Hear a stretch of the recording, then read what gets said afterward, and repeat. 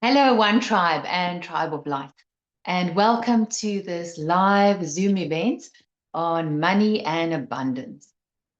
We're very happy that you've decided to join us here today and or live and or in recording.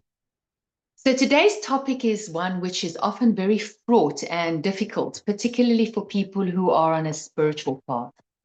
For many of us, it feels like money is somehow dirty or contaminated or evil or wrong in some way. You know, and in One Tribe, we've been talking about energy, and we've been talking about how absolutely everything is energy. And money, of course, is also just energy. It is a way for us to exchange energy between people. It really should be neutral. But somehow, for those of us on a spiritual path, it's often very different from neutral. They often feel very dirty and contaminated. And so we often are uncomfortable in asking for money for our gifts, or we ask too little money in exchange for our gifts. And so people who are on a spiritual path, light workers, starseeds, are often people who have financial lack or financial scarcity.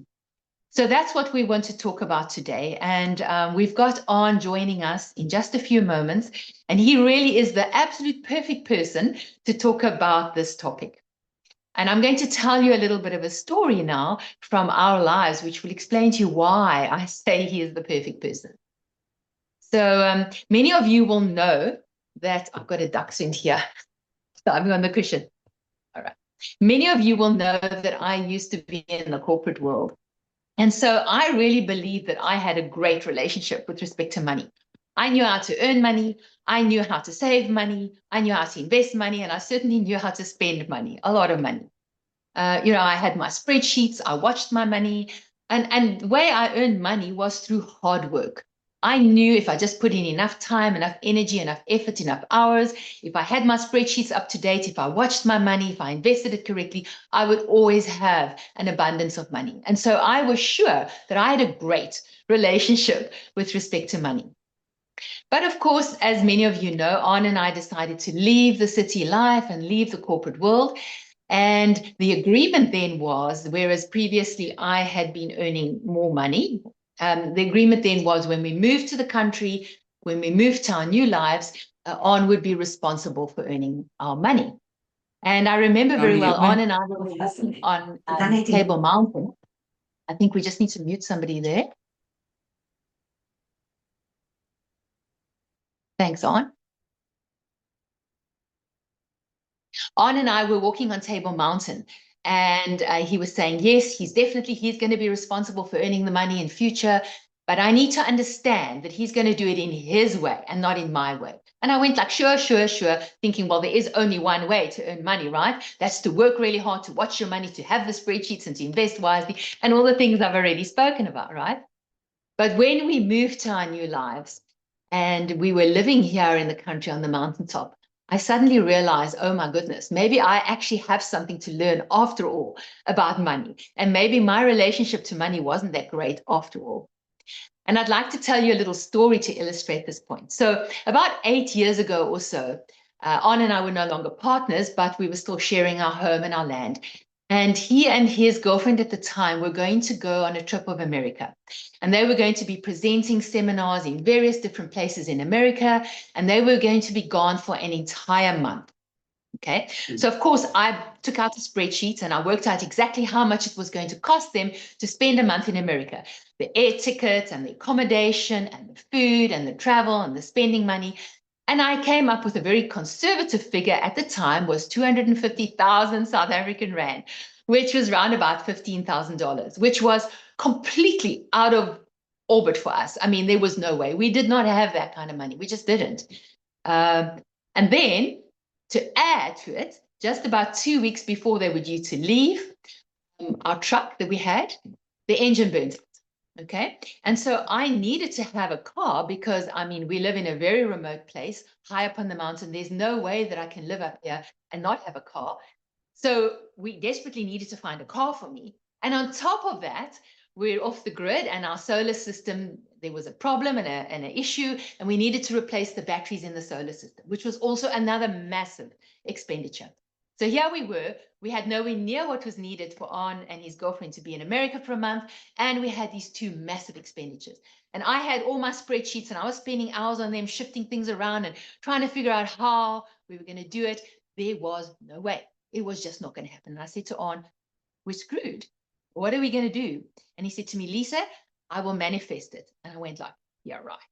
What are you going to do? You know, because the only way I know how to manifest money is to basically exchange my time, my effort, my energy, my youth, my health, my life force, energy in exchange for money. And there was very little of that at the time left over in order to make enough money in time. So what happened? Well, I'll cut a long story short. In the end, we had enough money that On and his girlfriend could spend that month in America. There was a small profit when they came back. We bought a small second-hand vehicle, so I had transport. We replaced the batteries in our solar system. How did that happen? And to this day, it feels to me like something magical happened. I still don't know how On did it. Well, I mean, I know kind of. I mean, he put out a newsletter and he said he's going to be in America. If anybody would like to support him in any way, donations or any other help or support, he'd be open to it. And it was for me absolutely amazing because donations just started flooding in. You know, I would process, let's say, 10 donations. I'd go off and make a sandwich, come back, there'd be another 20. I'd go off to the loo, come back, there'd be another 30. The money just came in. But more than that, people were offering their own homes for accommodation. People were offering their time, their effort, their services. They were offering themselves as chauffeurs. They were offering so much just out of kindness and out of love. And somehow it was manifest. Somehow the trip happened and On was able to do that. And everything was absolutely. So I had to take a step back and go, okay, maybe I don't really know all there is to know about money. And maybe there's something for me to learn from On and from a different way, a different relationship with respect to money, a relationship which is not based upon fear, but based upon something of a much higher frequency.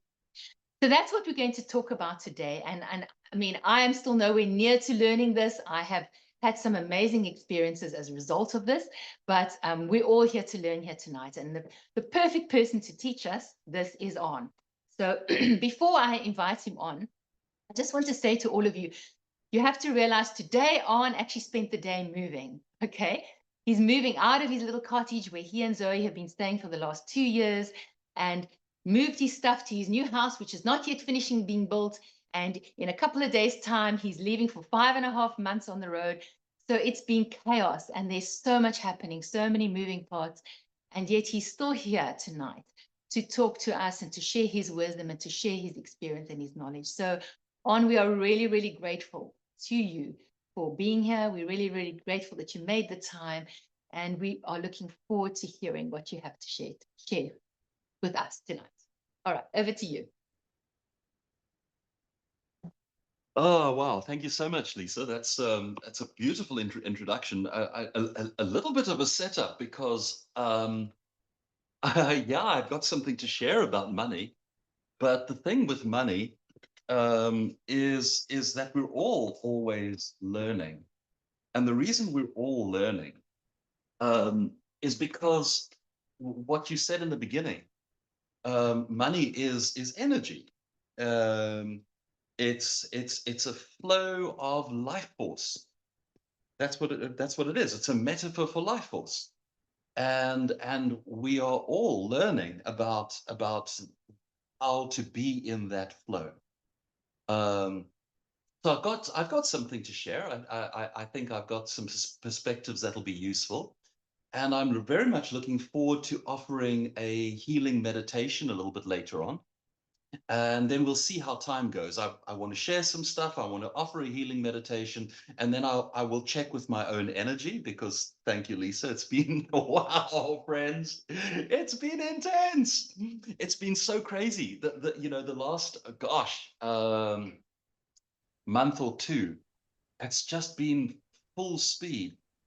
I mean everything's worked out, but it hasn't often felt like it would. So it's been intense. So I'm going to watch my own energy. And if I have energy and time, then I would love to have a Q&A with anybody that has questions that you would like to ask. So the perspective that I want to share, it starts with a promise that was made to me by my divine friends. I've heard the same promise spoken to me by my spirit guide, Master Eight. I've heard the same promise spoken to me by the goddess, the great goddess, by Father God. Um, because why wouldn't you talk to your parents and your spirit guide? And the promise they made to me over and over again is, if you do what you are called to do, you will always have more than enough to do it. Sounds like a simple promise, but there's a number of moving parts here. First of all, what am I called to do? How do I find out what I'm called to do? What is my calling? What is my purpose? But if I'm doing that, if I am engaged in the quest after my own purpose, if I'm engaged in the process of giving the gifts that are mine to give, then I will always have everything I need to give them, and more. There's sort of an implicit abundance. Now, what do I need to give my gifts? I need a home to live in. I need a vehicle to move around in. I need the means to get around. I need to eat and live. And so essentially, I reframe my awareness about what I am. I am not this persona, this body. I mean, we know this. These are not great spiritual truths. These are anodyne truths. We know them. You're not your body. You're not your ego. You're not your mind. You're not. So I know I'm not these things. These things are a vessel. They're a vehicle. And they are the vehicle through which I am able to be on this planet. And why am I on this planet? What is my purpose? My purpose is the same as yours. It's identical. You are here to express your divine light into this world. That's your purpose. So are you engaged in the question of what is my divine light, and how does it want to be expressed, and how does it shine? You would be if you are not wounded, because everybody wants to shine. Everybody wants to give the gifts that they have to give. Is that not so? I mean, everybody wants to see and be seen. Um, there is, I don't want to use too superlative wording, but I can scarcely imagine that there is a greater joy than feeling truly on purpose, than knowing that what you are doing is what you are made to do. And because you are doing what you're made to do, you love the doing. And because you love the doing, you're great at it. And because you're great at it, you're amazingly received. You're received with pleasure by others. Others love you for what you're doing. That's why people are so unbelievably generous with me. Life is generous with me because I'm generous with myself. I mean, my own light. I'm generously giving. That's a puzzle piece. Give generously of yourself to life by expressing yourself, finding that which is yours to give and giving it. And life wants to reflect it back to you. Life is nothing other than a hall of crazy mirrors. You know, like at the fun fair? I don't know if they still have these at fun fairs, but there was always the hall of mirrors, a place you would go into, and you walk in, and then there's a mirror that's warped this way and a mirror that's warped that way, and in front of each mirror you look a little differently, and it's all very funny. Well, life is like that. You are here expressing yourself into the world, and life just reflects you back to you with the warps and the twists of those who are reflecting. So if you are shining your light, if you're giving your gift, if you're putting yourself out to the world, your light just gets reflected back to you, but it gets reflected and multiplied by all the many mirrors. So we all want to do this. We want to shine our light, and we want to be seen. So what stops us? There are a number of things that can stop us. These are blocks, energetic blocks. So I'm going to come back to energetic blocks in a moment. The point of saying that money is energy is for you to understand that if you are having problems with money, it's not, the solution is probably not money. The solution, if you're having any kind of a problem, your problem is something holistic. The solution will be holistic.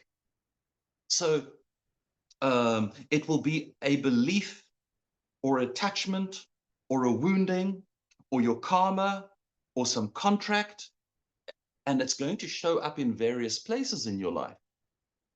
Money is related to the exchange of energy. That's what it is. It's a carrier for the exchange of energy. So I put energy into something, somebody comes along and they say, thank you very much for what you've done. Here's some energy back. We can be exchanging turnips for haircuts, or we can be exchanging money.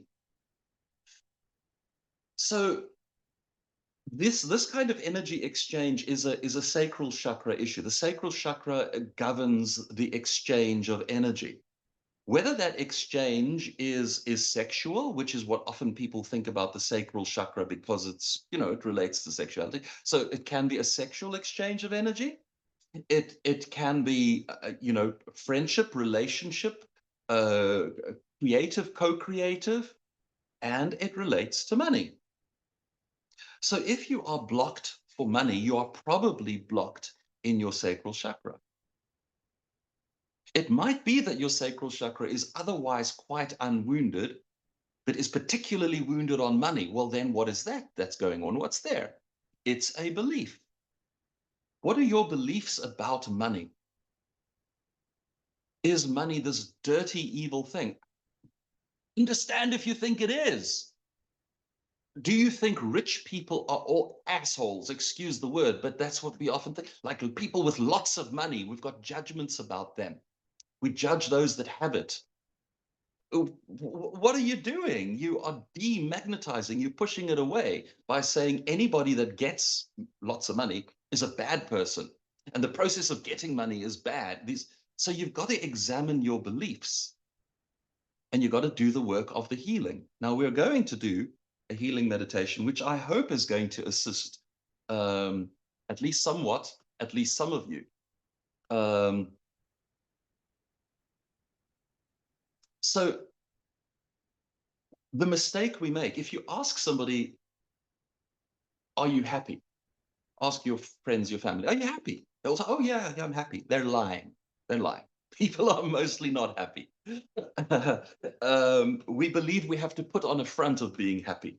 We believe it's required that if I'm not happy, people won't like me. So, hi, hey, great day, nice to see you. Have a nice day now.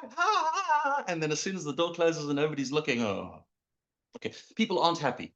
And if they're honest enough to tell you that they're not happy, you say, why are you not happy and what will make you happy?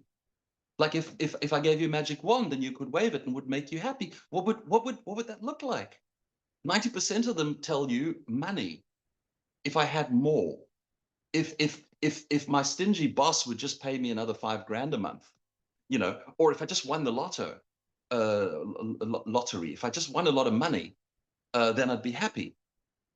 And there have been psychological studies on people who've won lotteries. The thing that we know about winners of a vast amount of money is that their propensity for suicide like skyrockets. And if they don't die by suicide, their propensity to suddenly get addicted to alcohol or drugs skyrockets.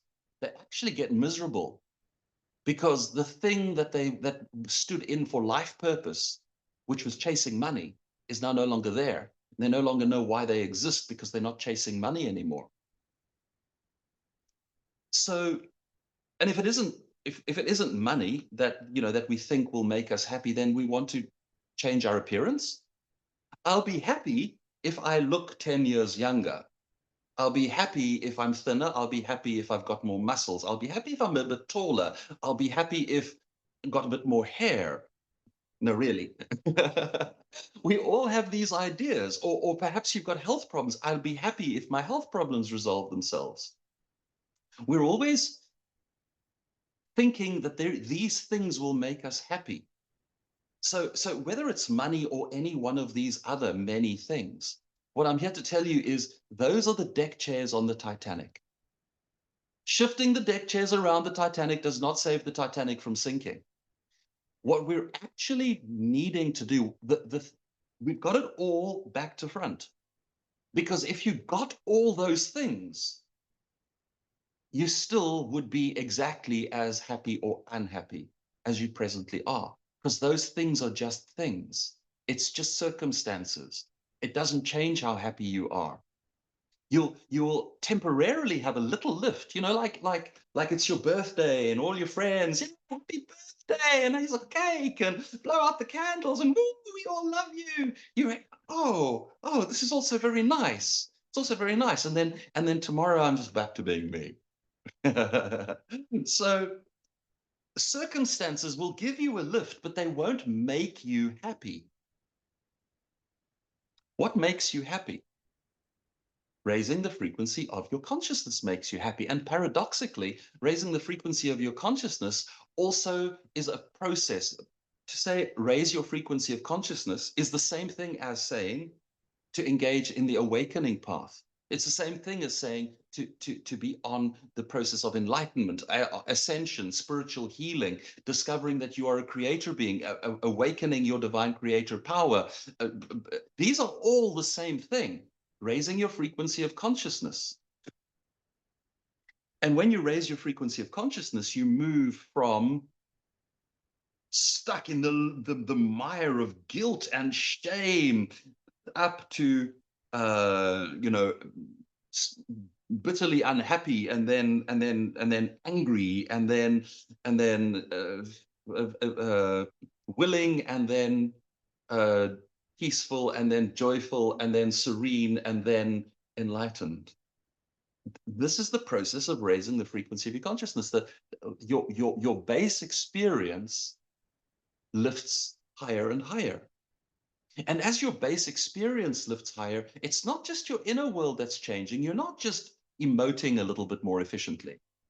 You're actually changing your whole inner dynamic. And as your inner dynamic changes, the outer world reflects it back to you, because it's a hall of mirrors. It can do no other. The fulcrum of all existence is right here at your chest.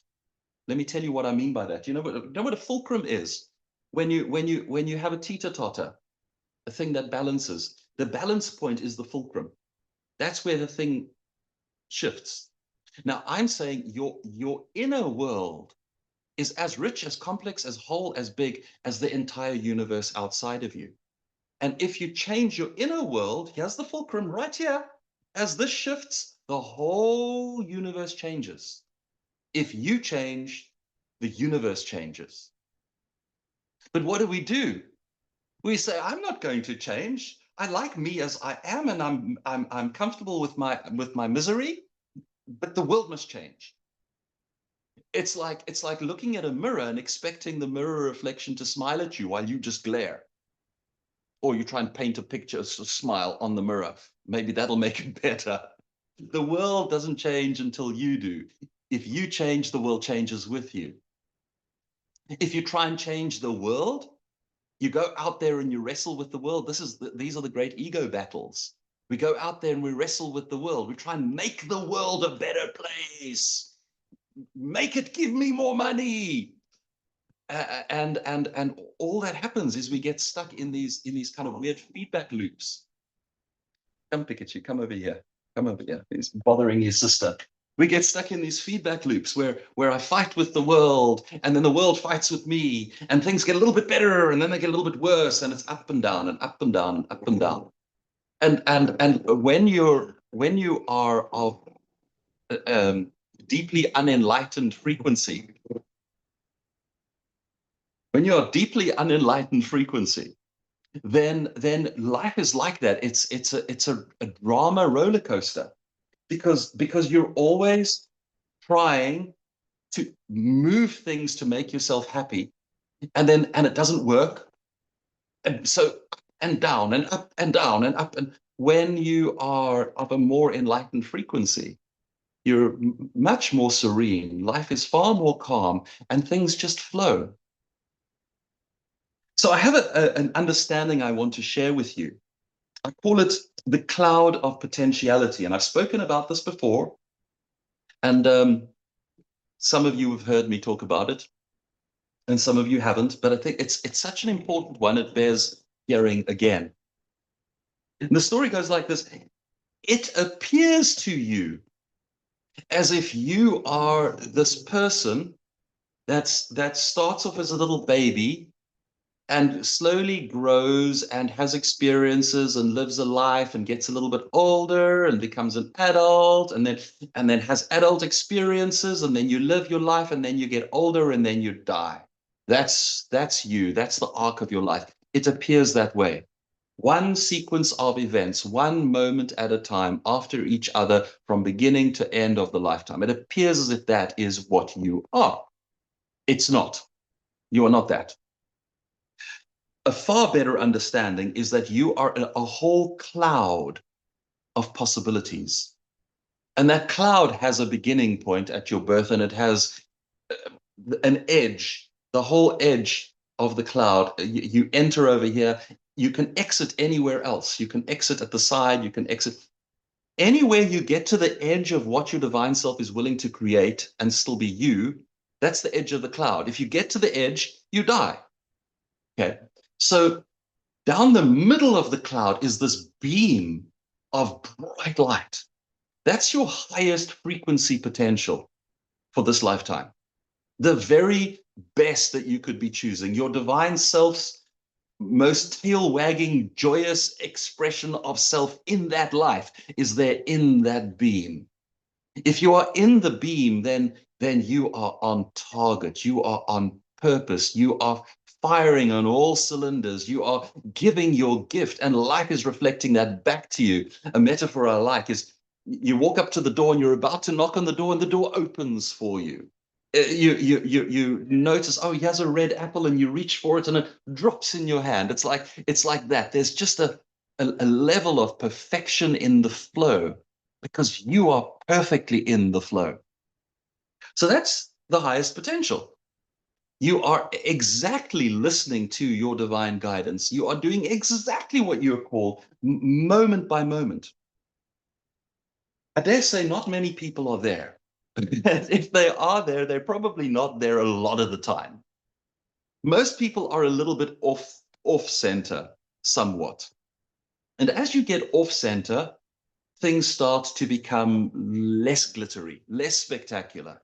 There's a bit more struggle. There's a bit more, my divine self wanted me to do that, but I didn't wanna. I rather just wanted to stay in bed and not do this thing I'm called to do, or I felt a temptation to do something else, or whatever the case.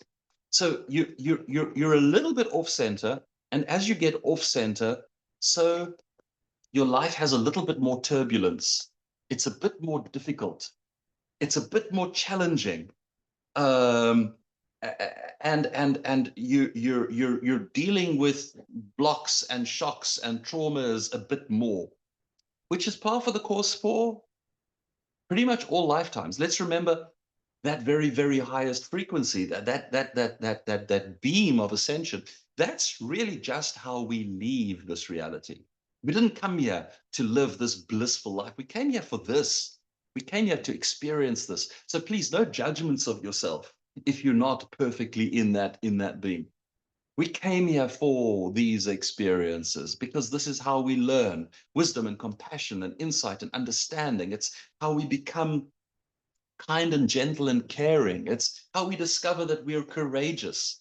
So no judgment if you aren't right in the beam. But the further away from the beam you get, the more stultified, the more solidified your blocks become. The more your ego is surrendering to shadow. Further out, and you're having all kinds of perturbations. Your shadow is in raw, and the blocks that are energetic have moved through energetic, through emotional, have become physical, and you've got some real physical ailments. You're like semi-permanently ill. You're struggling. You're suffering.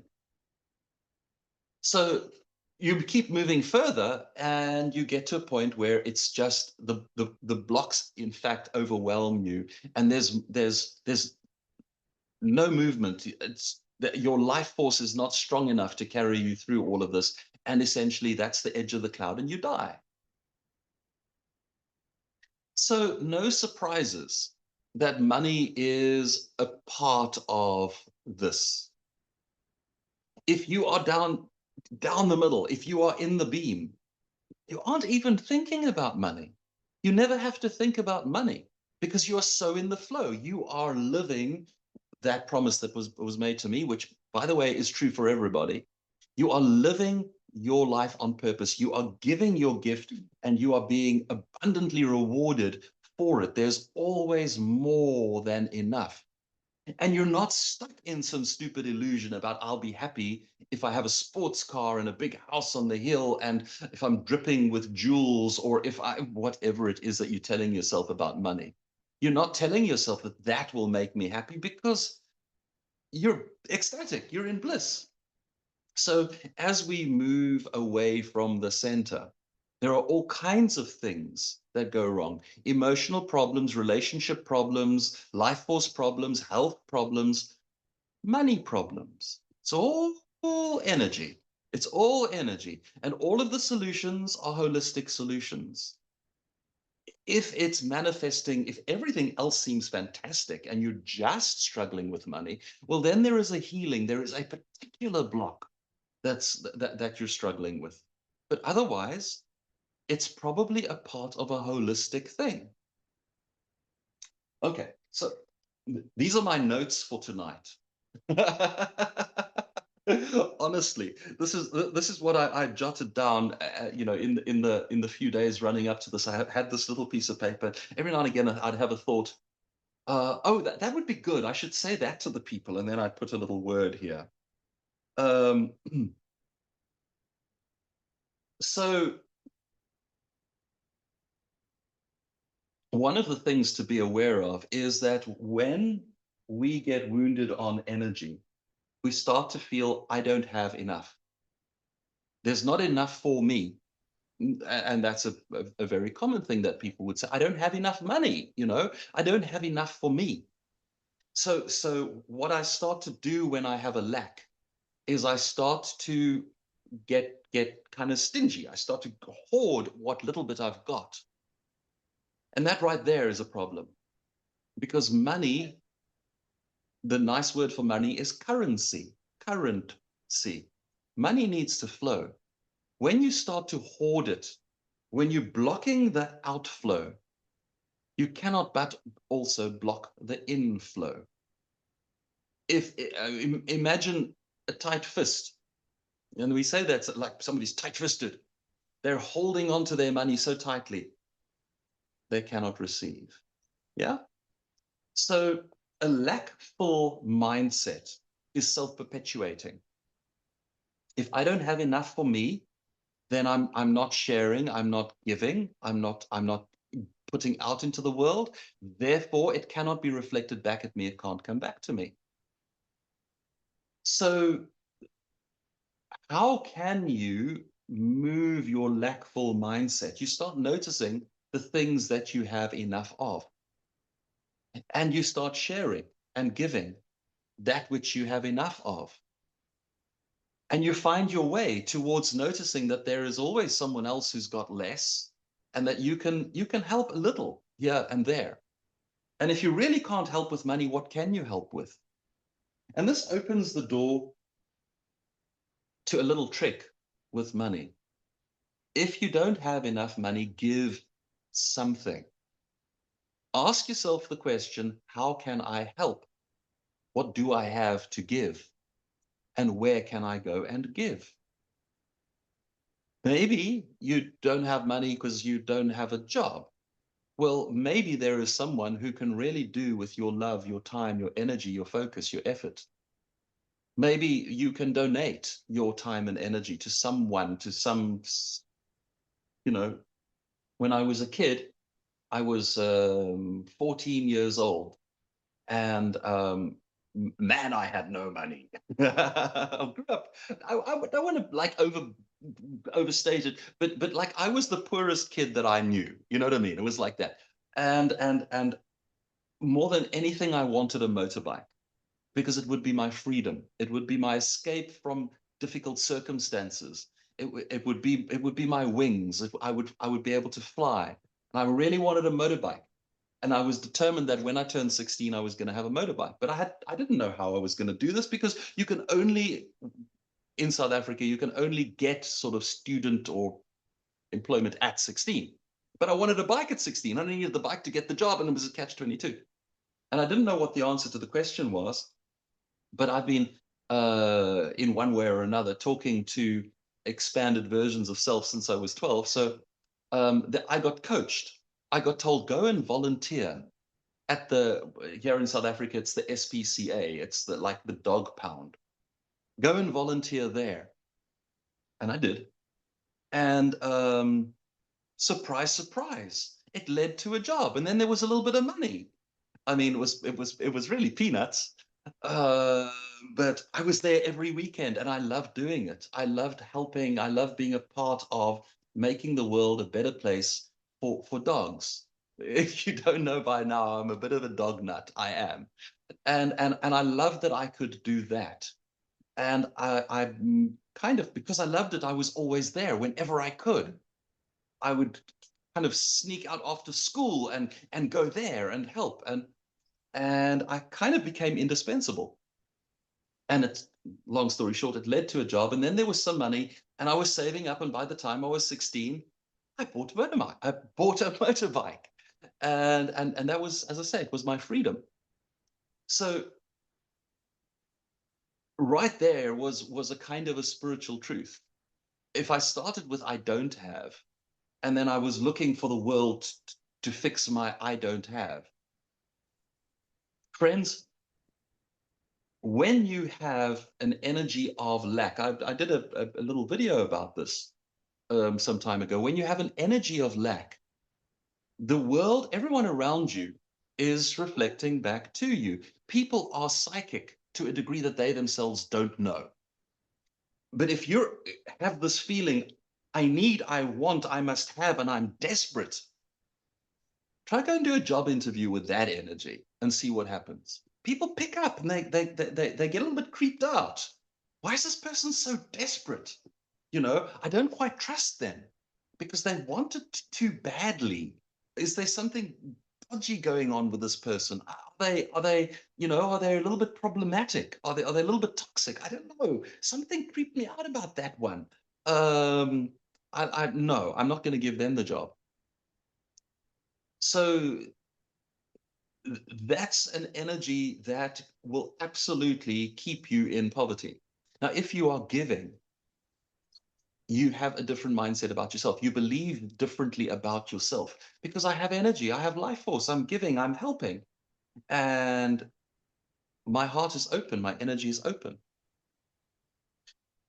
I think the last thing I want to probably say before we do a meditation is that you also have to unblock your willingness to receive. So many of us have this. We have arisen on the service to other pathway. Okay, so when we are evolving, whether you are an earth soul who is really evolving from the ground up on this earth, or whether you're like a starseed and you come in. Ava, you need to mute yourself, please, sweetheart. There we go. Thank you. Here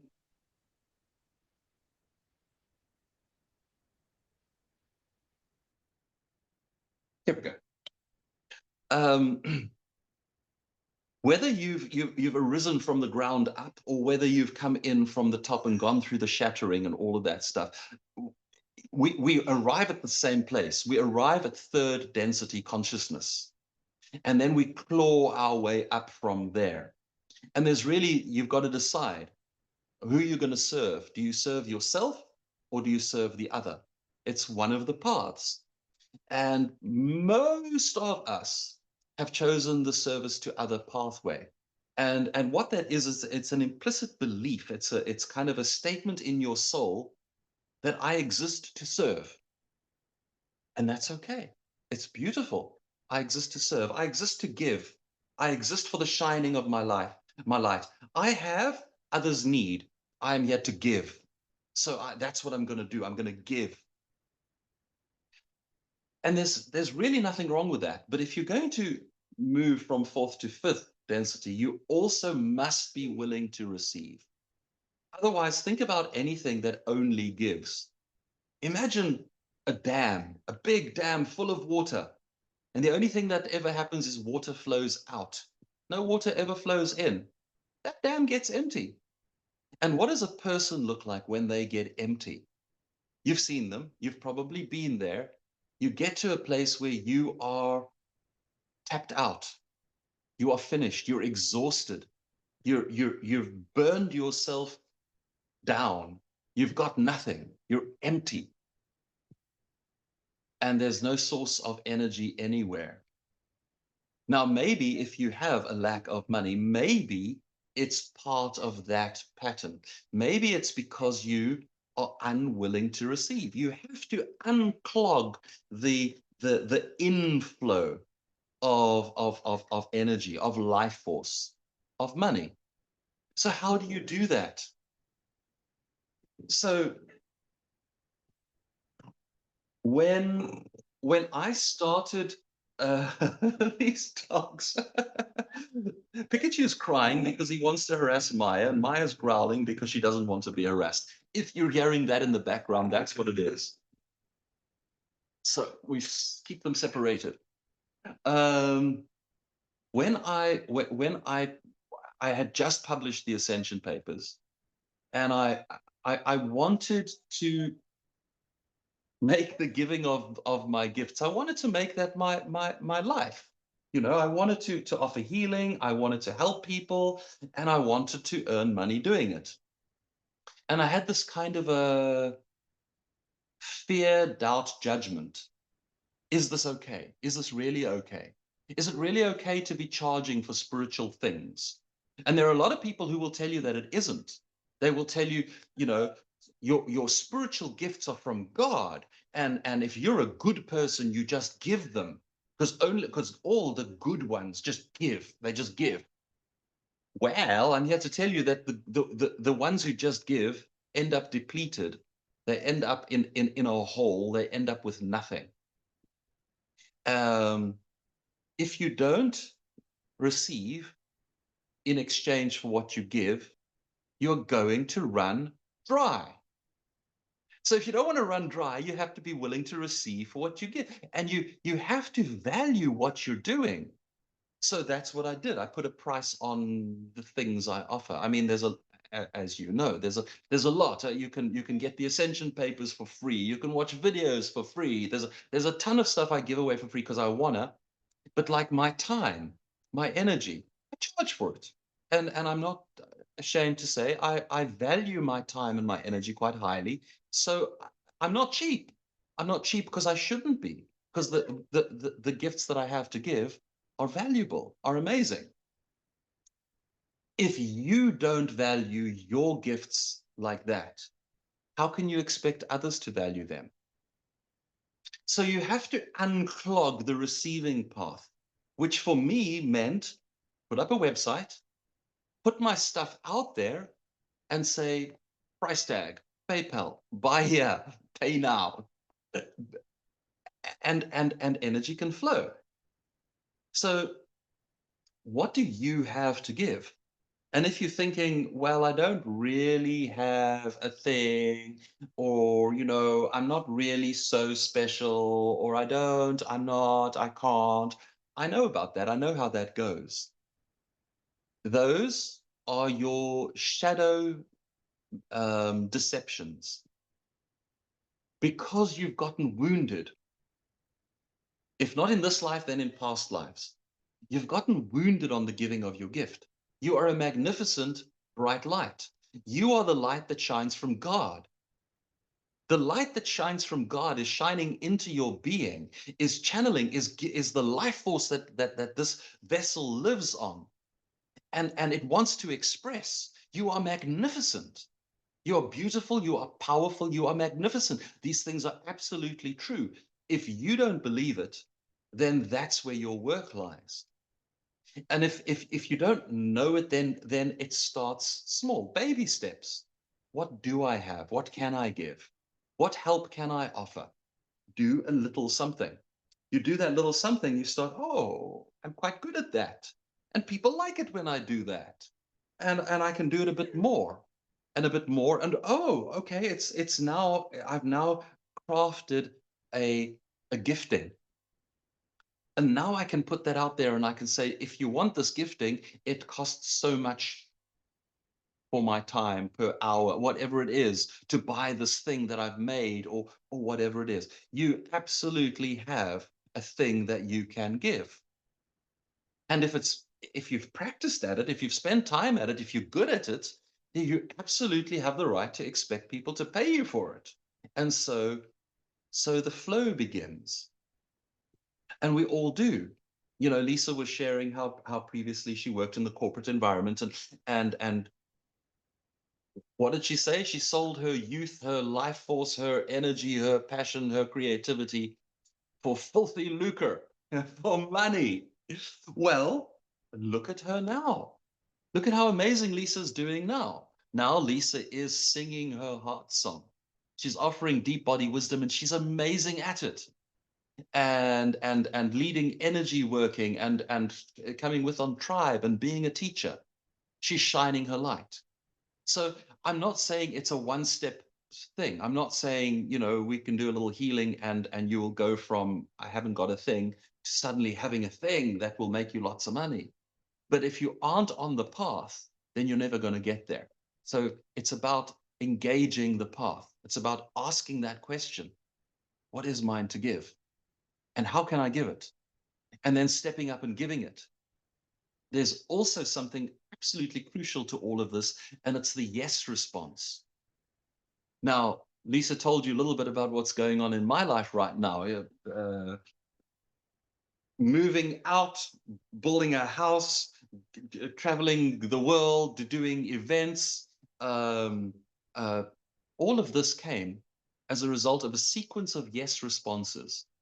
It started with it was the middle of COVID, and Zoe and I were just making friends via Skype, and then the friendship sort of deepened. And at a point, I noticed, oh my goodness, my heart has completely exploded. I'm in love with this woman, and she told me, oh my goodness, she's in love with me too. And oh wow, that's amazing. So what do we do about that?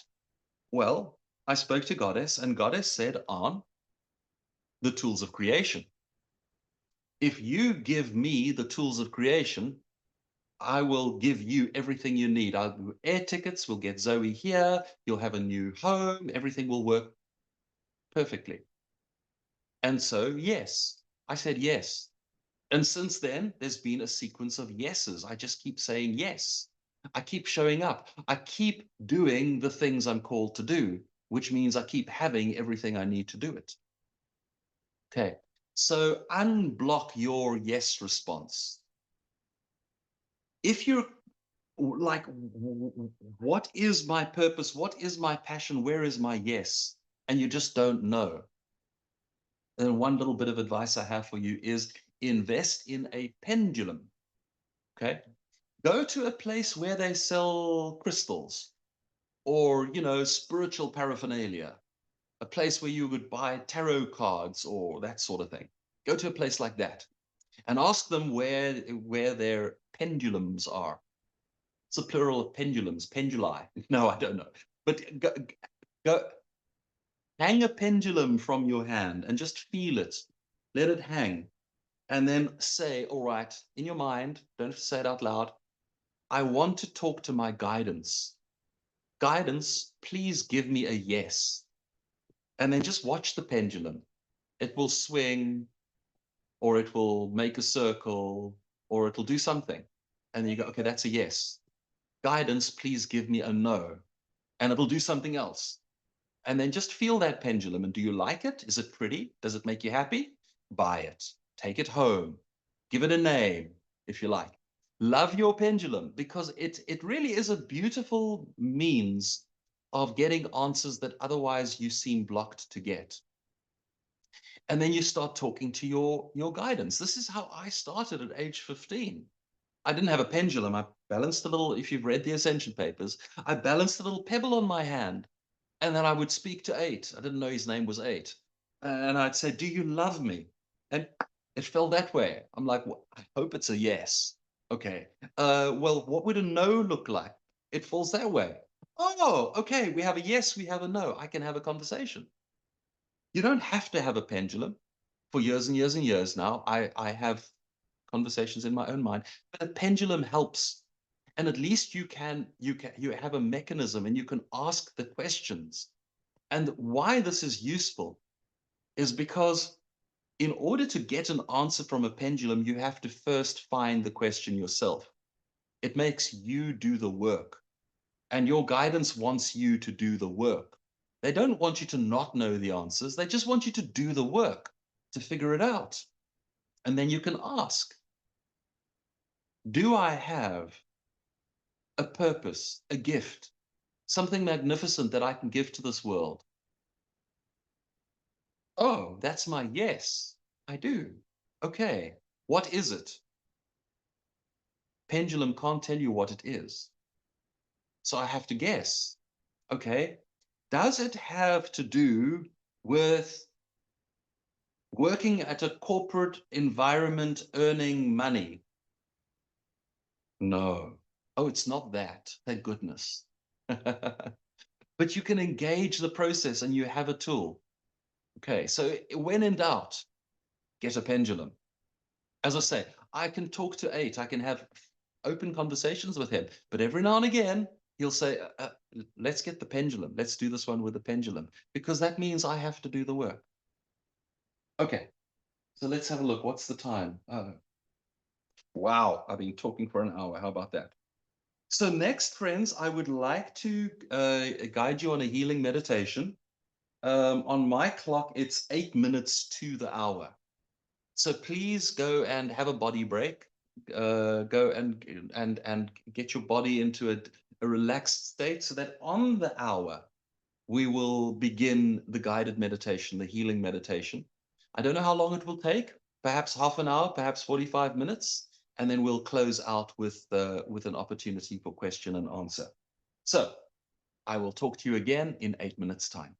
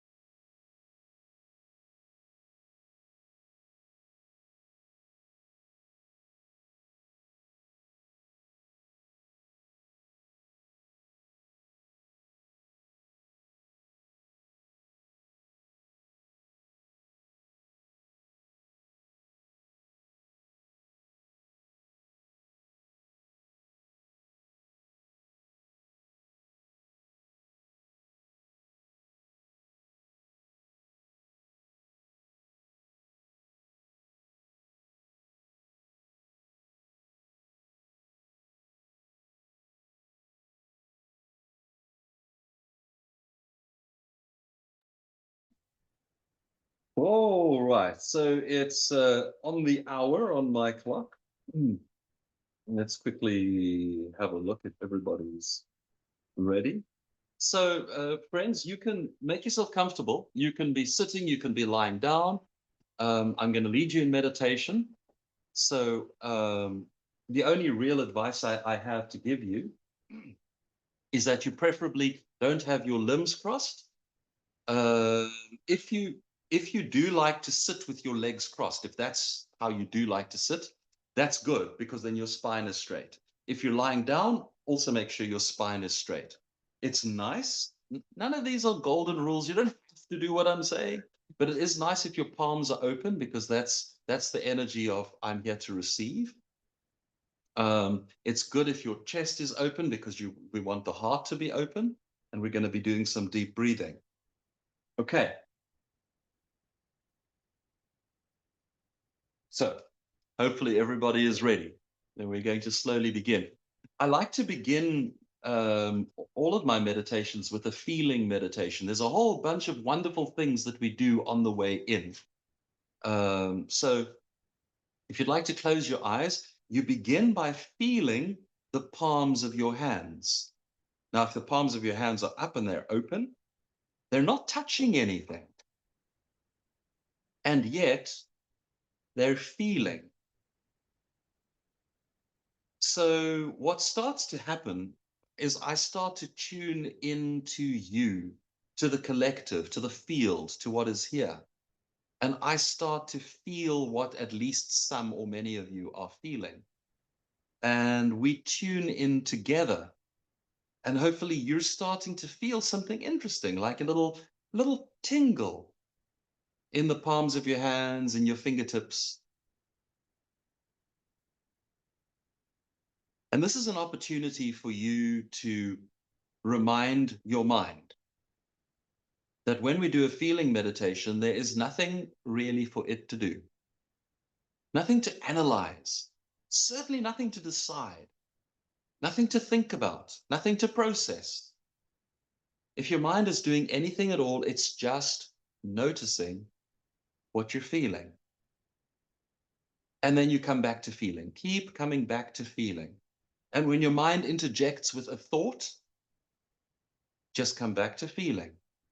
Like dropping a pebble in a pond and watching that ripple just ripple out and disappear. You let your thoughts ripple out and disappear. Don't get attached to them. Come back to feeling. So while you're continuing to feel the palms of your hands, I invite you to also feel the skin of your face in the same way. No decisions, no judgments, just noticing how the skin of your face is feeling. I'll tell you something that happens when you feel with a part of your body is it causes that part of your body to relax, to release its tensions. I think it's quite sweet that attention releases tension. So feeling your forehead relaxes your forehead. And another thing that happens is when you relax one muscle, the next door muscle wants to relax too. So as you're relaxing your forehead, so your eyelids get more relaxed. They feel heavy and comfortable. And they quite like being closed like this. And they want to stay that way. And then you can move your awareness down into your cheeks, feeling the whole mask of your face is soft, supple, relaxed. And so we move slightly inwards. From the face, we move into the muscles of the jaw. Just feel the muscles of your jaw and notice how they relax. Relax your jaw and your tongue starts to relax. Feel with your tongue. Feel inside your tongue, into the musculature of your tongue. And the relaxation starts to flow down your throat into all the little muscles that you use for speaking. All those little muscles that we work so hard every day, allowing your throat to deeply relax, becoming soft and open. And as your throat is relaxing, so you can become aware of the muscles on the back of your neck. These muscles that keep your head upright. Here's an opportunity for you, while you are relaxing those muscles, to adjust your posture so that your spine remains straight, your head keeps balancing on the top of your neck, while the muscles in your neck are letting go, deeply relaxing. Bring your awareness into the muscles on the tops of your shoulders. This is the place where we carry the backpack of our lives. You know, all of those things that you must remember, all of your duties, your responsibilities, all of the things that are coming up in all of your tomorrows. And oh boy, do we carry our past. Most of us are still limping along under the weight of our childhood. All of the memories and all of the attachments to the things that were done to you, the places you were wronged, or conversely, all of your many failings and foibles. Beloved friend, you don't need this backpack. You certainly don't need it for this meditation. Shrug it off, let it go, drop it to the ground, and let your shoulders relax. Bringing your attention now to the muscles between your shoulder blades. There's a column of muscles on either side of your spine. So between your shoulder blades on either side of the spine, feel there, be there, and allow the tension to melt and to slowly pour down your back. And as it does, so you follow it down into your upper back, into the top of your lumbar. Feel, relax, let go, down into your lower back, all the way down to where your spine fuses with your hips. Through your hips down to your coccyx.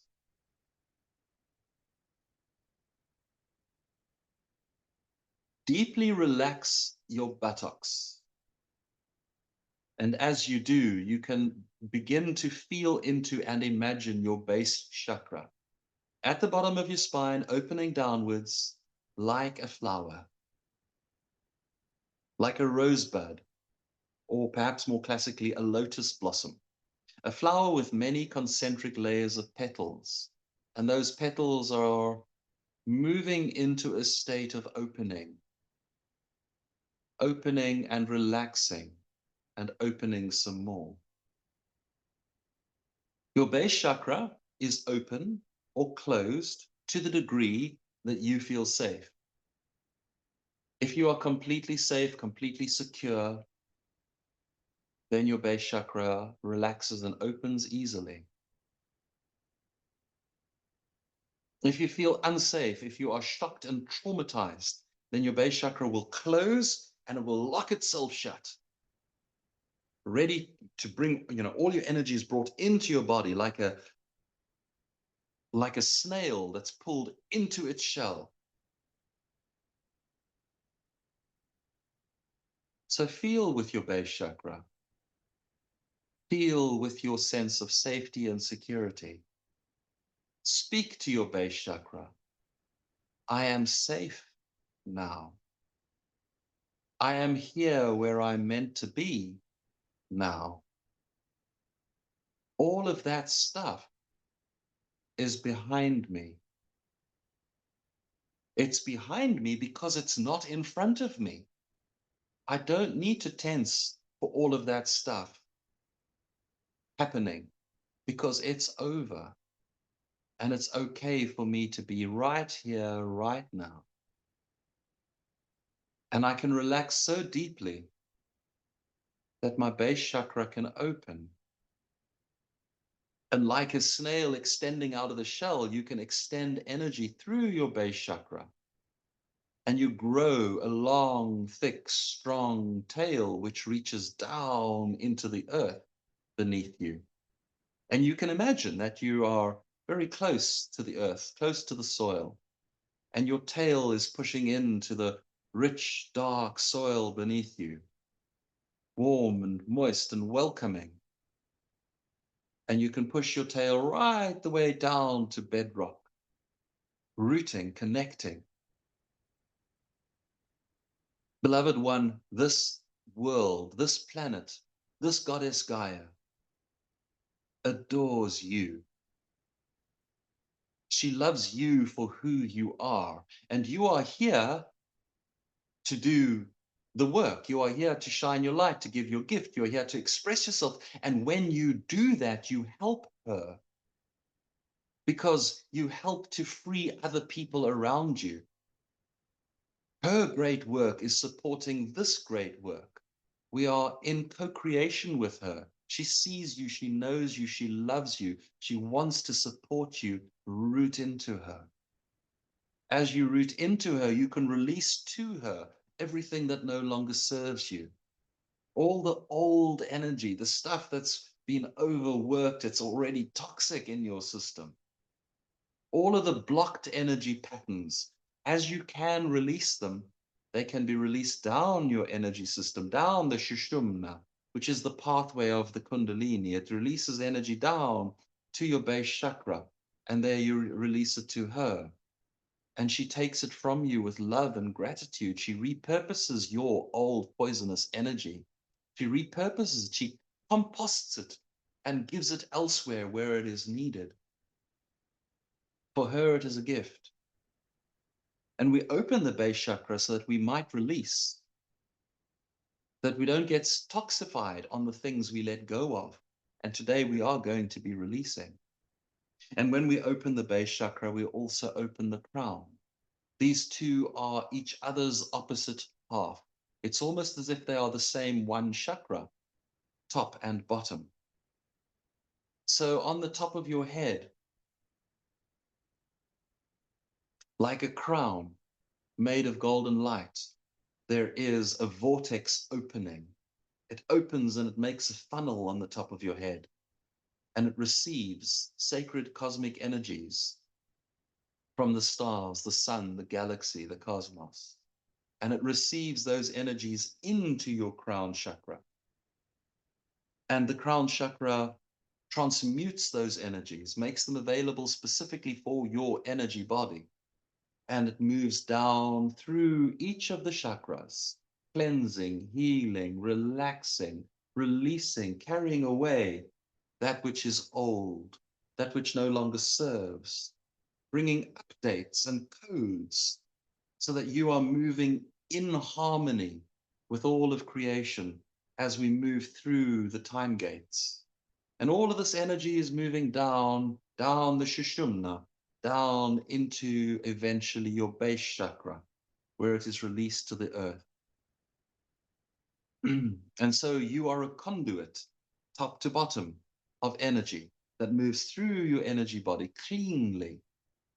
And as energy is moving top to bottom, it also rises up from the earth, up into your energy body. There is goddess energy, which is gifted to you, and that rises up through your energy body. And there are these vortexes, these toroidal shapes that pass up through your core, down through your core, and then they make a torus around your body. So these energy forms are doing as they must, cleansing you, healing you, energizing you. You are an open energy system, part of this universe, which itself is an open energy system. And so with that great pattern established, we're now going to do the movements that will allow you to ignite your divine light. It begins, please, with your belly, because we're going to need to breathe deeply. So feel into your belly, feel into your digestive organs, bring them your loving attention. Dissolve the tension. Relax the wall of your stomach. Let your stomach hang out. This is the one time you don't need to suck in your gut. You can really just let it relax and hang out. And soften your solar plexus. The solar plexus primary function really is it drives breathing. So as you soften your solar plexus, so your breathing is going to want to change. Now, please, on your own time, at your own pace, breathe very consciously. In through your nose, through your solar plexus into your belly. So the in-breath inflates the bellows of your belly. Your belly extends, and then your lungs follow afterwards. When you are fully inhaled, hold that inhalation for as long as pleases you. There is bliss to be had in the stillness of the full inhalation. Just hold it and feel that bliss. And then when it no longer pleases you, you let it go. You sigh it out, release it all, let everything go. And when you are fully exhaled, because breathe out completely, when you are fully exhaled, hold again, please, for as long as makes you happy. There's bliss to be had in the stillness of the full exhalation. And just keep breathing like that. Keep breathing like that until you forget about it. Deep in through the nose, stretch your solar plexus on the in-breath. Full the bellows and then the lungs. When you do this, when you stretch the solar plexus, you massage the vagus nerve, and that releases nervous tension. Like we've been doing with the skin, with the face, with the muscles, this kind of attention to the breathing releases tension from the nerves, which you sigh out on the out-breath. And so breath by breath, you are moving deeper and deeper into nervous relaxation. Beautiful thing starts to happen. This kind of belly breathing also pumps the lymph in your body. Did you know that? Your heart pumps your blood. Your solar plexus pumps your lymph. So it reinvigorates your immune system. Very important to breathe like this, at least for a little bit every day. Keep breathing like this. Deep belly breathing, deep letting go, beautiful pauses in between. While you breathe like this, you cannot but begin to draw prana from the air.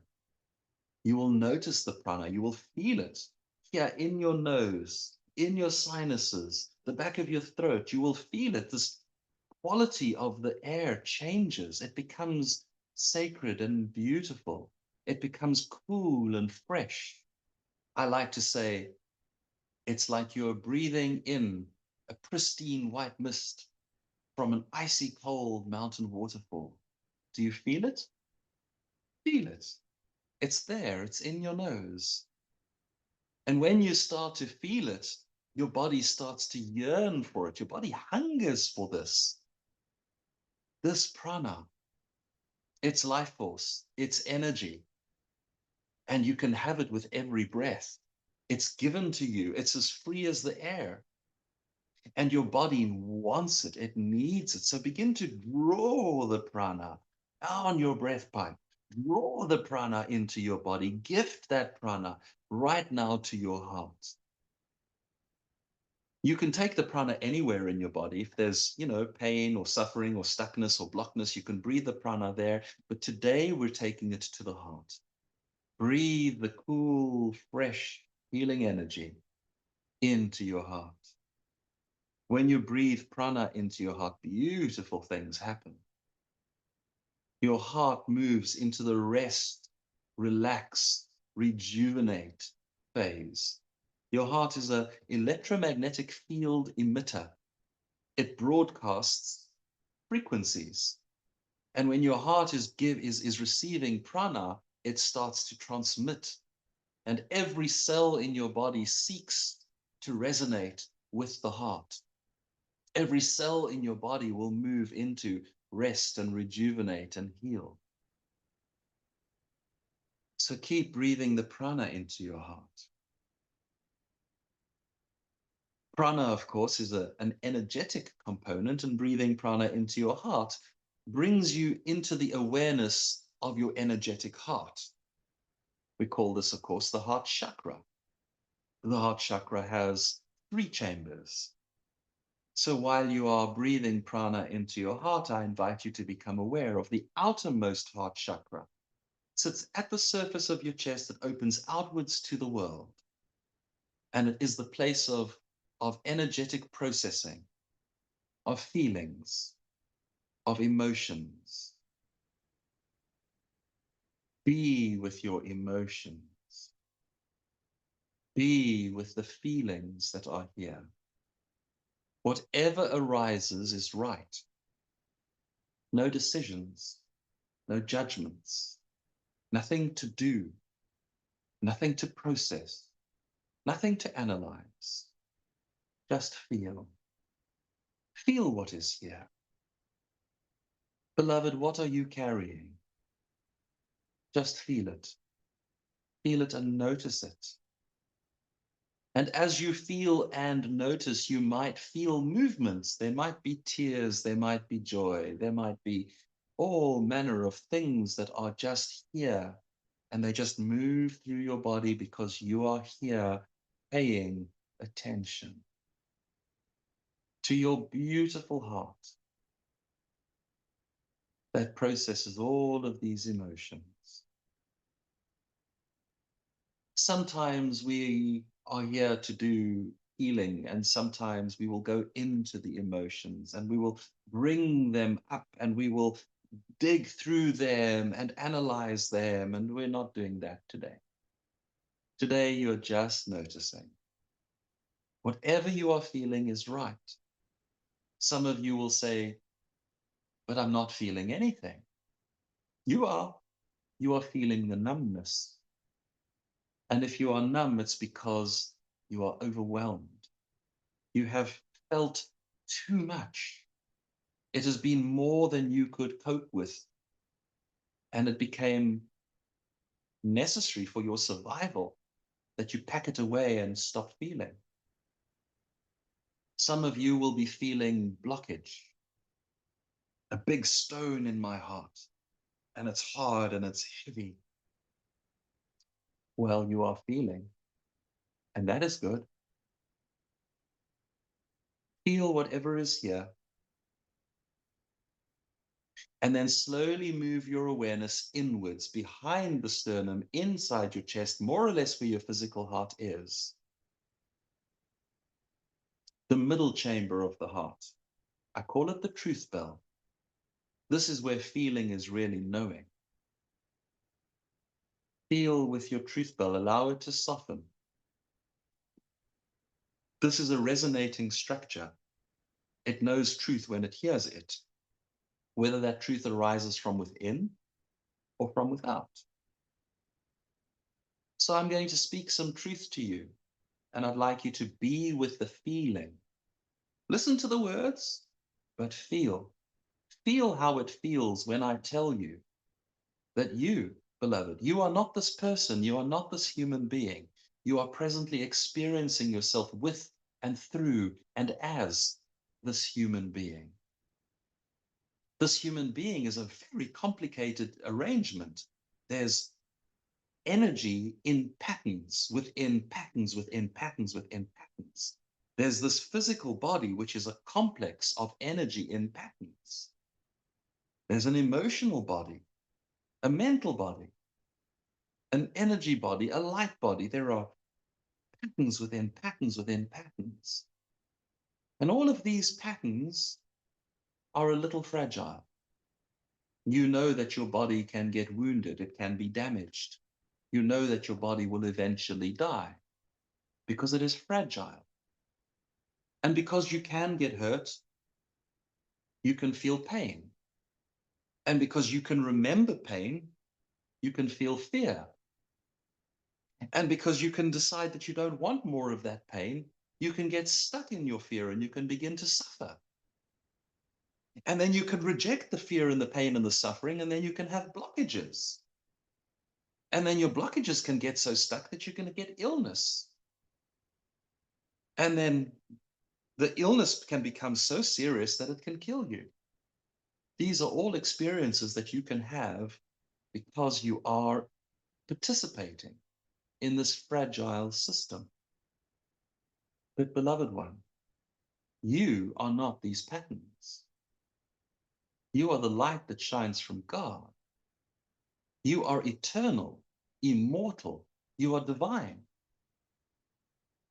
When you attain sentience, whenever that was, however many lifetimes ago, however many realities ago, in that moment you became eternal.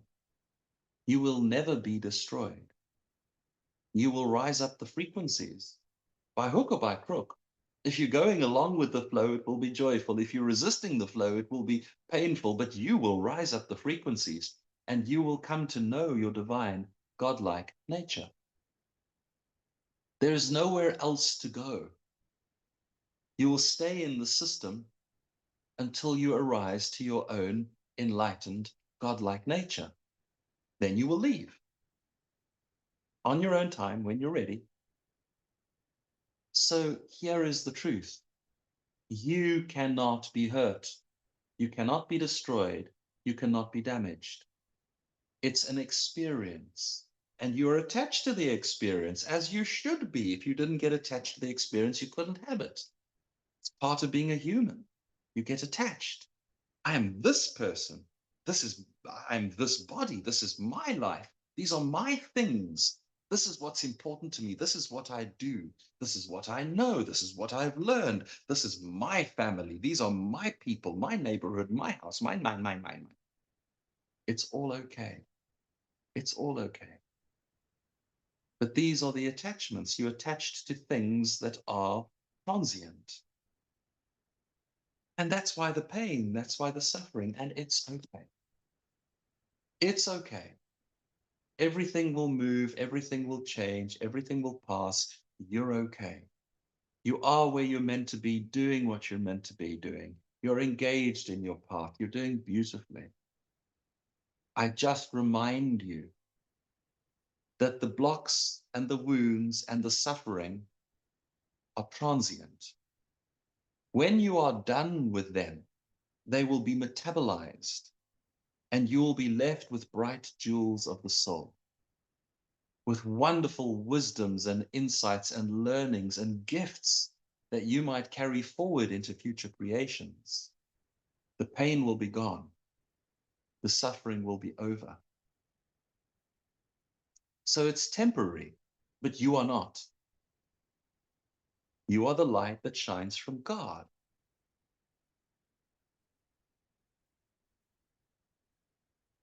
And I'd like it to show you the light that shines from God. It shines from the very center of your being. This is the third secret, sacred, innermost heart chakra.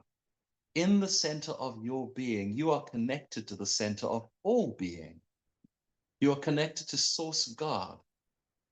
There you and I are connected because indeed there you and I are one. We are one because all is one. You are connected to the planet, to all of life. If you wondered how it can be that you are psychic, how can you know things that you have not seen? Because you're connected to all things. You're connected to all being. Your true nature is to know all things. You're just experiencing yourself as a somewhat limited version of yourself. That's what we came to do. But you are connected. And that connection point is a chakra. I call it the 8th chakra in my cosmology. That's the 8th, right there in the center of your being. And it is a chakra because right now it's opening a little wider because you're feeling for it. And it's relaxing. And so a little more light is shining in, gently, patiently, quietly, lovingly. A little more comes in. Some of you will feel it. For some of you, it will be quite blissful. Some of you will be wounded. Some of you have blockage. Some of you feel you don't deserve your own light. You don't deserve being what you are. Some of you have been wounded on your own light, on the shining of your light. Some of you have been tortured and told that your light is fake, it's false, it's evil, it's demonic, it's witchcraft, it's bad stuff, and you shouldn't trust it. You must trust somebody else and their story or something. We've all been wounded. There's no way to be here without having been wounded. So it's okay, because this light is the light of God. This light shines anyway. Whether you can feel it, whether you're numb, whether you can allow it, it shines anyway. And it's filling your heart right now.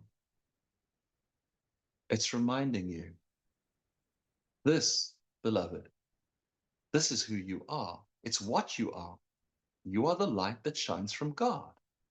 And that light is lighting up your body, which is why your body has life. Take the light away, the body will drop down lifeless instantly. It's your light that shines into the world, that creates the world. If we all switched our light off, there would be no world. It is an illusion stitched together from patterns in our light.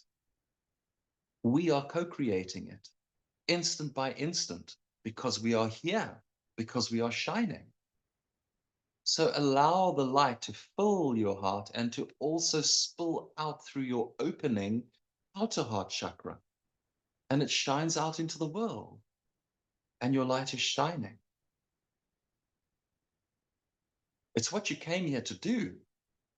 You came here to create a vessel to carry your light into the deepest, darkest forgetting, into the separation reality. You came here to shine your light, to express yourself. Shine. You can imagine standing in front of you. You can imagine all the beloved ones, everyone that you want to bless with the gift of your light. Your family, your friends, your loved ones. Imagine there they are, and you are shining. When you shine your light on them, you remind them of their light. It's contagious. As they remember their light, so they begin to shine. And then there's more light. Right now, I would like you to really just be the portal of the light. That's all you are. You're just holding the light. And the light is shining cleanly and strongly through your being.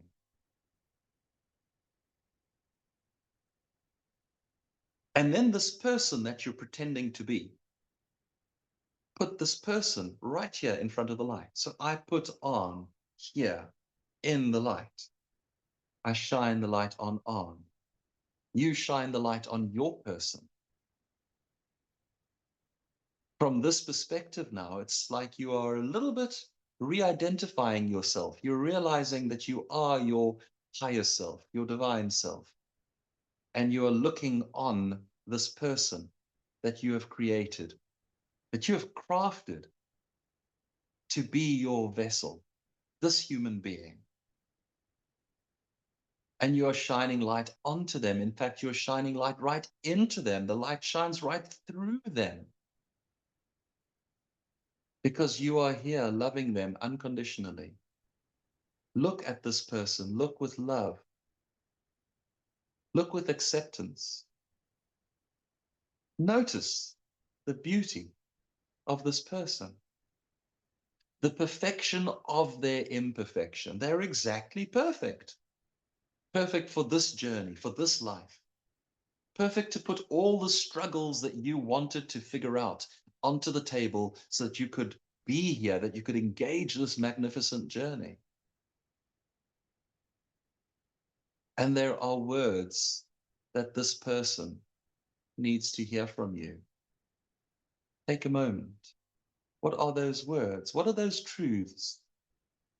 Does this one need to know that they're enough? Good enough? Worthy? Worthy of love? Worthy of goodness, of kindness, worthy of respect, of gentleness, worthy of generosity. that they are a beautiful vessel for you, for your light,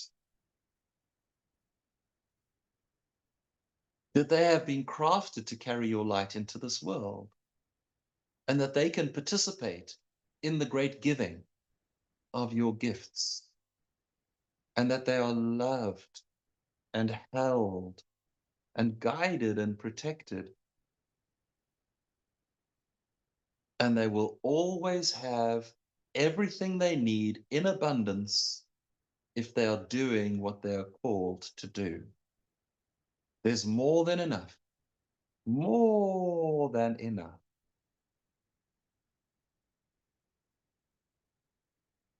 What else does this person need to hear from you? I'm going to give you a minute or two to just be with your person, beaming your light on them,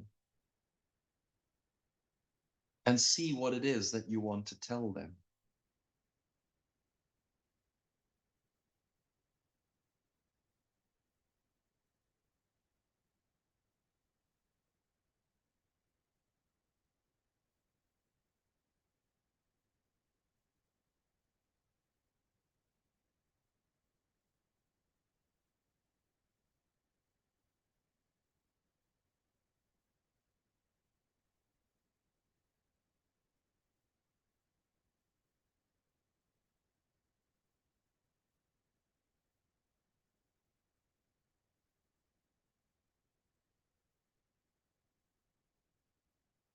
And so we are going to shift our awareness subtly. You're going to leave this person right here, bathing in the light that you're shining on them, and you are going to move inwards. You move into your own heart, into an inner space, beginning to arrive in a sacred inner environment. I call it the garden of the heart. Most of you will find yourself arriving in a garden. Take your time, allow yourself to acclimatize, to sense the garden around you. So, as I say, for most of you, it's going to be all of that beautiful stuff. It's like your own inner paradise. Blue skies and trees and mountains and a river and grass and flowers and colors. For some of you, it will be something else. So don't get stuck if you're not getting trees. If it's just patterns of shapes, or it might be a very safe, secure, warm, dark space, or it might be full of light. For my clairsentients who don't see things, who rather feel things and know things, it will be a feeling of knowing that I am where I belong. I am safe. I'm close to source energy. All is well here. Just arrive. Take a moment to feel this place, to feel the harmony and the joy, the bliss. Oh, so sacred, so beautiful, so safe. And this is like an inner workshop. You can come here whenever you need to. And you can come here and you can meet your guides here. And you might feel your guides gathering. When you arrive, they come to be with you, to bless you with their presence. You might see or sense or know or feel them with you now. And you might find yourself arriving in a place in your garden which is a welcoming meeting place. I find there's a big tree and I can sit at the roots of the tree, but you'll find your place, a meeting place. And as you settle into that meeting place, just open your heart again, shine your light into the garden. Fill the garden with your beautiful light. And then we're going to invite to come and join you someone very special. This is the wounded gift giver. This is the part of you that came to this reality knowing I'm here to give gifts. I'm here to shine my light. I'm here to help, perhaps to heal, perhaps to speak truth, perhaps to feel what is here and then figure out how I will express. But I am here to give my gifts. Some of you, the gift is really to observe, to really let it in. Some of you, the gift is to really find and hold your frequency, to be a resonant tone. Some of you, it's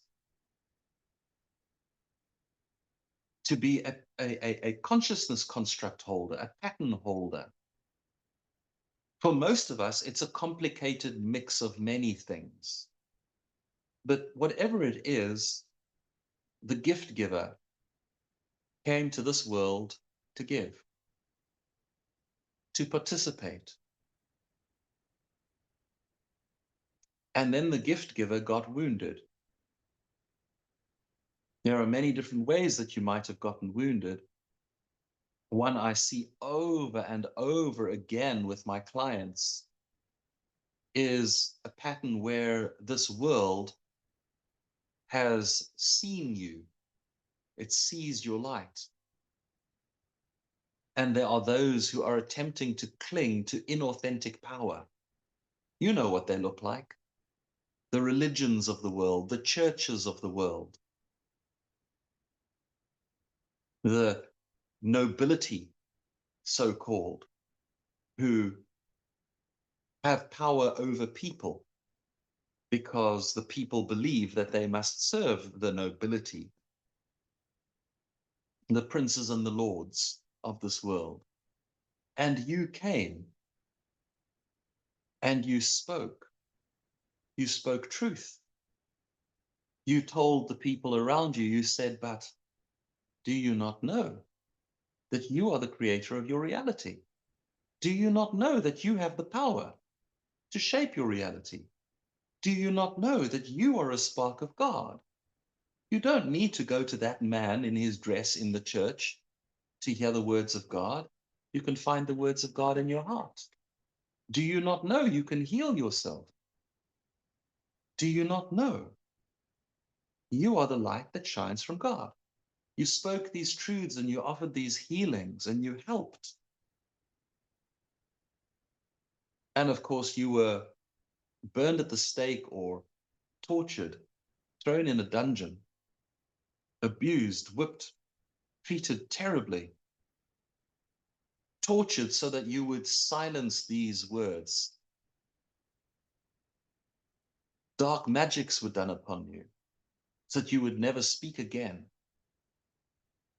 so that you would learn to hide away, to stay small, to fear your own light, to distrust your own light. You were led to believe that there was something wrong with you, with your light. You were led to believe that you did not deserve your light. And you were twisted with pain, with trauma, with shock, with torture. You were twisted. And so in your twisted state, perhaps you became a perpetrator. Trying to protect yourself, you turned on others, and then you judged yourself. Whatever your long story is, beloved friend, the wounded healer is here right now. And you can shine your light upon this being. See them as you might. Feel them, feel their presence, feel their energy. This is another you. The you that you were before you were wounded, when you were innocent, is here. But they're here with their wounds. And you just open your heart and shine your light.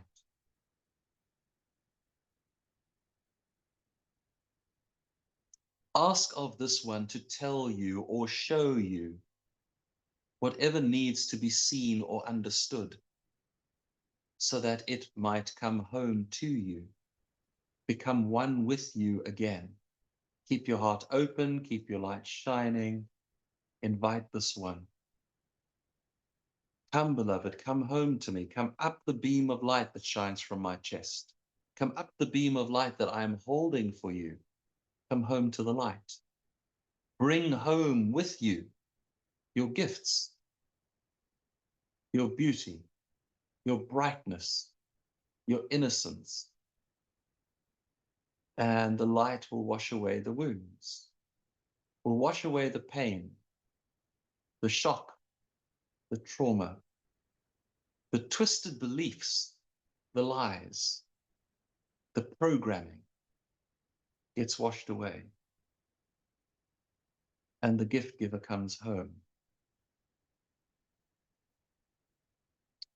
You are the part of self that has the wisdom. You know now when not to speak, when not to help, because you understand that not everybody is yours to work with. Not everybody is ready for the things you have to say, for the healing you have to give, for the light you have to shine, for the gifts you have to give. Not everybody is ready, most are not. You will know when they are. And then you open your heart, you shine your light, you speak your truth, you give your gifts. Here is the gift giver coming home to you, returning the beam of light into your heart, becoming one with you again. Let this one in. Feel your energy shift. Feel the movement in your energy body as this one comes home. Remember a part, now remembered, now part, now whole, like a vacuum being filled, a question being answered, a circle being completed, and in a way, a new journey beginning. The journey where you are connected, the journey back home, the journey of remembering, the journey of becoming all that you truly are. Whatever that is for you.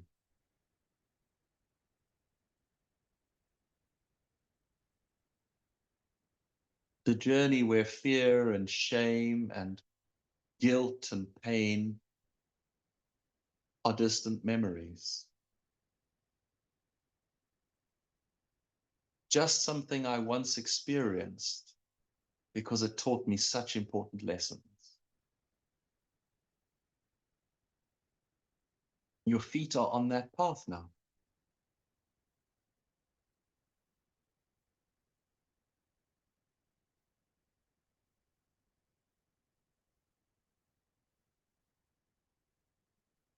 And so while this is processing, while this is settling, you might want to notice whether you feel the need to come back and spend more time with this one. You might notice that you feel called perhaps to come back and have conversation with this one, to ask your questions. You might choose to journal conversations with this one. You'll know. But while this is settling, we're going to do something a little different. We're going to ask the energy, the consciousness of the beingness that is money to come and join you here in the garden. There is a someone, a consciousness construct holder that is money. And I'd like you to invite money to come and sit in front of you, stand in front of you, to come and be in your light. And as money arrives, how does money look to you? Who is money? Money will take a different shape or hold a different pattern or look a different way, depending on you, because money is flexible like that.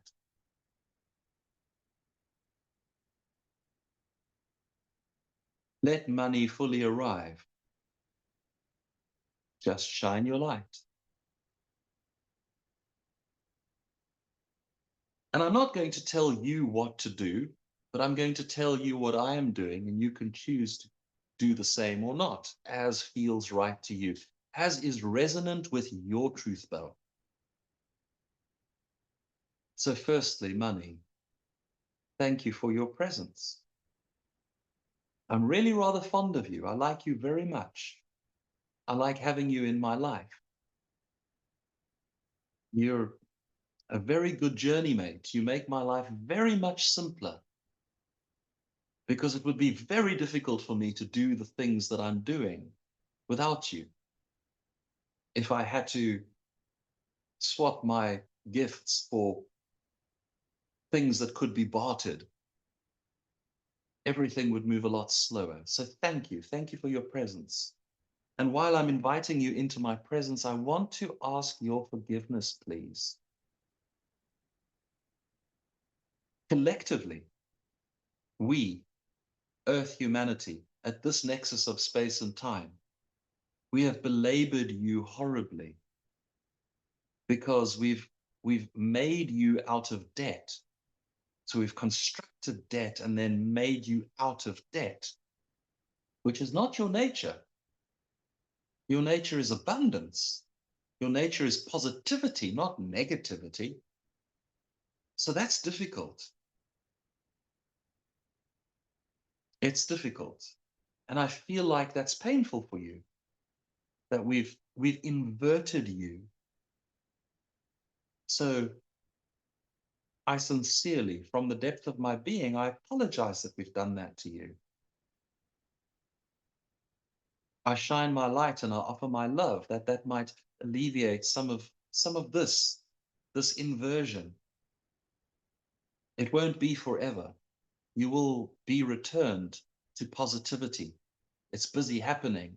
The system, the debt-based system is busy imploding now already.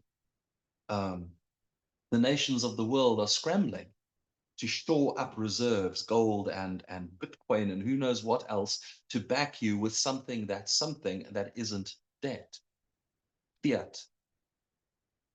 So on behalf of humanity, I ask forgiveness for what has been done to you.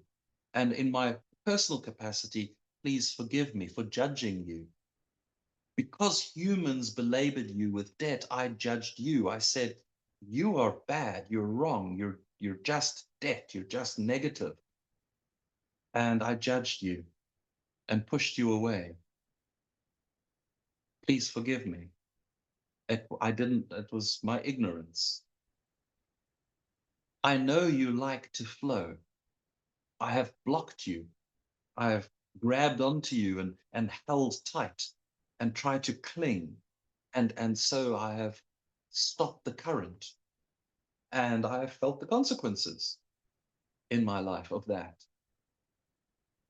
And I have judged people, those whose lives you are flowing through in abundance. I've decided there's something wrong with them. And very often they are doing negative things, bad things, but I have judged them for the money, not for the things that they were doing. And implicitly, therefore, judged you. Please forgive me. Mhm.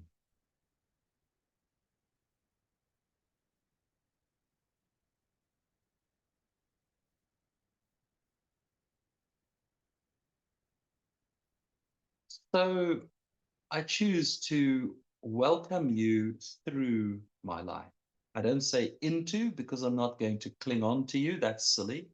But through my life, I open to receive you as I open to give my gifts in exchange for you.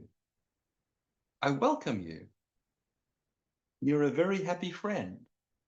And I know you are very happy to serve. You are here to serve us. You're here to be a tool. And as we use you appropriately and joyfully and abundantly, so you get what you want. You get to flow. You get to participate in our creations. Thank you for that.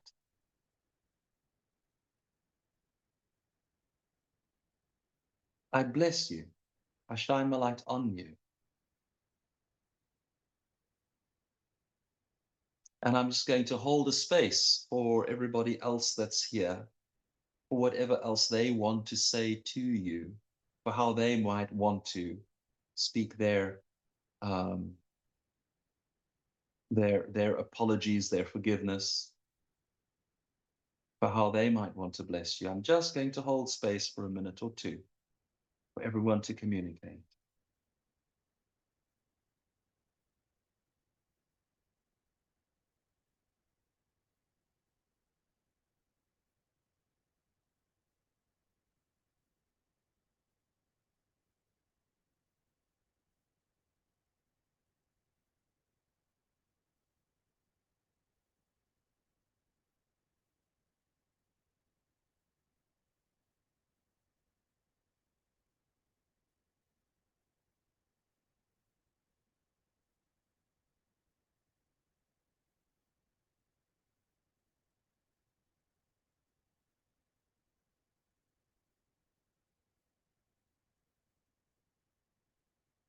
And so, with my heart open wide, with my light shining bright, I allow my own divine energy, my own life force to channel through my being. With my base chakra open, my crown chakra open, I allow divine Mother Goddess energy to channel up through my being, divine Father God energy to channel down through my being. And I also allow money energy to channel through my life. I allow, I open, I permit, and I participate in these movements because they are beautiful and joyful, and there's no reason to block them. There is health and joy and vitality and abundance in the flow and the movement that we have unblocked. Beloved friends, thank you for participating in this meditation. We're going to slowly return now.